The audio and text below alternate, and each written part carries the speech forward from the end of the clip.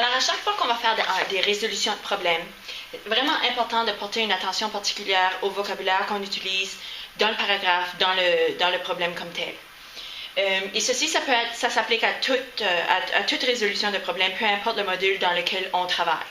Alors, pendant les prochaines minutes, j'aimerais juste que tu figes l'image au besoin et j'aimerais que tu copies le vocabulaire qu'il faut retenir pour chaque opération.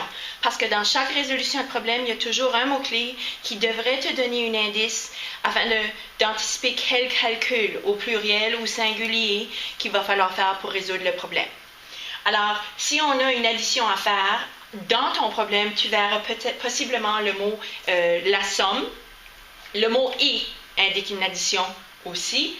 Ajoute, le total ou en tout. Ce sont des mots-clés qui t'indiquent qu'il faut faire une addition.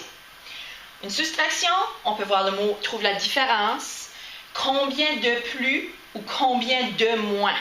Alors ici, c'est important de combiner les trois et voir que c'est une soustraction lorsque les trois sont employés dans une même phrase. Et finalement, si je te demande de trouver le reste, alors c'est une soustraction que je te demande de faire. Pour les divisions, alors le mot quotient, c'est le mot qui représente une division à faire. Un partage, alors si je te demande de partager entre certaines personnes ou partager avec certaines personnes et je te donne la quantité de gens qui se retrouvent ou dans la situation, ça t'indique qu'il va falloir diviser par ce nombre, par cette quantité. Et combien de fois de plus, combien de fois de moins? Alors remarque la différence ici. Combien de plus, combien de moins? Trois petits mots qui signifient une soustraction. Combien de fois de plus?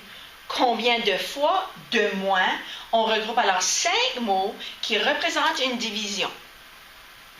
Finalement, surtout pendant le module de rabais, taxes et pourcentage, il va falloir que tu reconnaisses le mot-clé « de ». Alors, si je te demande de trouver le produit, évidemment, c'est une multiplication. Si je te demande de trouver un groupe de ou une partie d'une certaine quantité, c'est toujours le « de » qui signifie qu'il représente une multiplication. Alors, le « de », super important.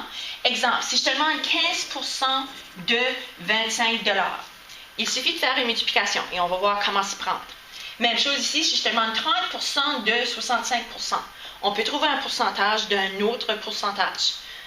Alors, « de » est ton mot-clé surtout pour une multiplication. Et division, assure-toi de reconnaître qu'à chaque fois que tu en as plusieurs, combien de fois de plus, combien de fois de moins, apprends-les par cœur. Ceci va certainement te servir lorsqu'on va faire non seulement des problèmes de concept, mais des problèmes de résolution de problèmes.